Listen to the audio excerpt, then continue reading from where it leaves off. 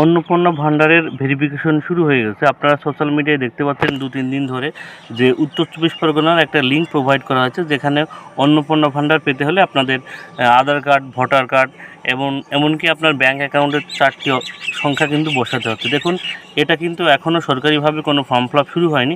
এটা কিন্তু একটা ফেক ওয়েবসাইট, ঠিক আছে? এই সব ওয়েবসাইটে কিন্তু আপনারা আপনাদের ডকুমেন্টস কিন্তু আপলোড করবেন না, তাহলে কিন্তু আপনারাই বিপদে পড়বেন, ঠিক আছে?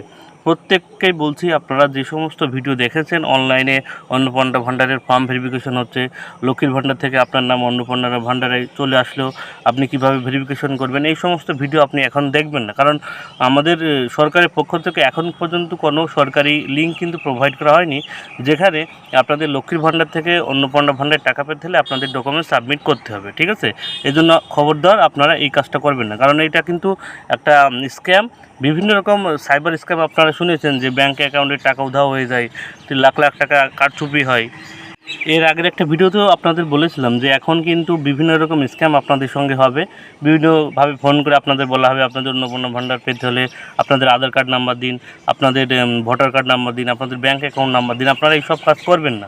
যে কোনো কাজ করবেন, যদি আপনাদের বিডিও অফিসে যেতে বলে বিডিও অফিসে গিয়ে ফর্ম জমা দেবেন, বা পঞ্চায়েতে গিয়ে আপনার যদি কিছু বলে আপনাদের এই ডকুমেন্টসগুলো লাগবে, এগুলো দিয়ে যান, তাহলে যাবেন। কিন্তু অনলাইনে কোনো ফর্ম, অনলাইনে মোবাইলের মাধ্যমে কোনো ডেটা আপনি কাউকে কিন্তু দেবেন না, তাহলে কিন্তু আপনি বিপদে পড়বেন। তবে হ্যাঁ, বর্তমানে কিন্তু অন্নপূর্ণা ভান্ডারের ভেরিফিকেশনের জন্য পঞ্চায়েত থেকে কিন্তু ডকুমেন্ট জমা নিচ্ছে, ঠিক আছে? যাদের নেসারি ভোটার লিস্টে ডিলিট হয়ে গেছে, ঠিক আছে, তাদের কিন্তু পঞ্চায়েত থেকে ডকুমেন্ট জমা নিচ্ছে, অর্থাৎ ভোটার কার্ড, আধার কার্ড এবং ব্যাংকের বই সহ।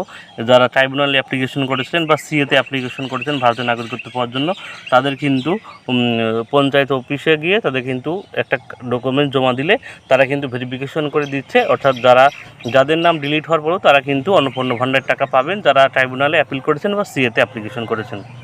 এটা কিন্তু বেশিরভাগ পঞ্চায়েতে শুরু হয়েছে। আপনার পঞ্চায়েতে যদি শুরু হয়, তাহলে এই কাজটা আপনি করে নেবেন, কারণ এইটা সরকারিভাবে হচ্ছে। এটাকে আপনার কোনো দুশ্চিন্তা করার কোনো কারণ নেই, ঠিক আছে? আর এখনও কিন্তু অনলাইন অ্যাপ্লিকেশন শুরু হয়নি, যারা অন্নপূর্ণা ভান্ডারের নিউ অ্যাপ্লিকেশন করবেন, ঠিক আছে? অতএব আপনারা কোনো ফেক ওয়েবসাইটে গিয়ে কিন্তু নিউ অ্যাপ্লিকেশন করবেন না অন্নপূর্ণা ভান্ডারে টাকা পাওয়ার জন্য, ঠিক আছে? অতএব এখন খুব শীঘ্রই কিন্তু সেটা কিন্তু চালু হবে। অন্নপূর্ণা ভান্ডারে টাকা পাওয়ার জন্য কিন্তু খুব শীঘ্রই একটা পোর্টাল চালু হবে। এখানে খুব ছোটো একটা ফর্ম ফিল আপ করার মাধ্যমে আপনি কিন্তু অন্নপূর্ণা ভান্ডারে 3000 টাকা পেয়ে যাবেন, ঠিক আছে? অর্থাৎ আপনাদের চিন্তিত হওয়ার কোনো কারণ নেই। আপনারা কিন্তু চিন্তিত হবেন না। খুব শীঘ্রই সরকারের পক্ষ থেকে নতুন ওয়েবসাইট লঞ্চ করা হবে, যেখানে নতুন যাদের 25 বছর হয়েছে, এর আগে যারা ফর্ম ফিল আপ করতে পারেননি, তারা অন্নপূর্ণা ভান্ডারে ফর্ম ফিল আপ করতে পারবেন, ঠিক আছে? এবং যাদের লক্ষ্মীর ভান্ডারের টাকা পেতেন, তাদের কিন্তু কোনো ভেরিফিকেশন করা লাগবে না।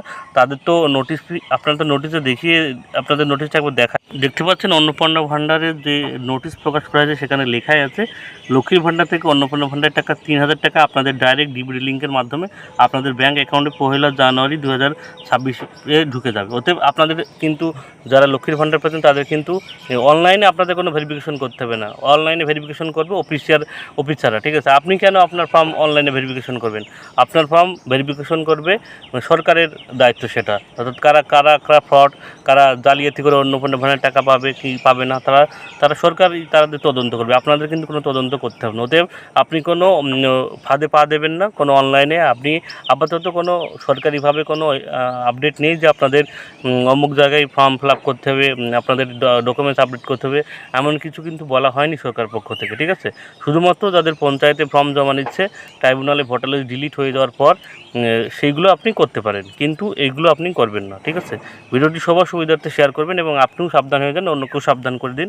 এবং আমার চ্যানেলে কিন্তু সবার আপডেট সমস্ত আগে দেওয়া হয়। অবশ্যই চ্যানেলকে সাবস্ক্রাইব করে রাখবেন এবং যারা ফেসবুক পেজ থেকে দেখছেন, অবশ্যই পেজটিকে ফলো করে রাখবেন। সবাইকে ধন্যবাদ।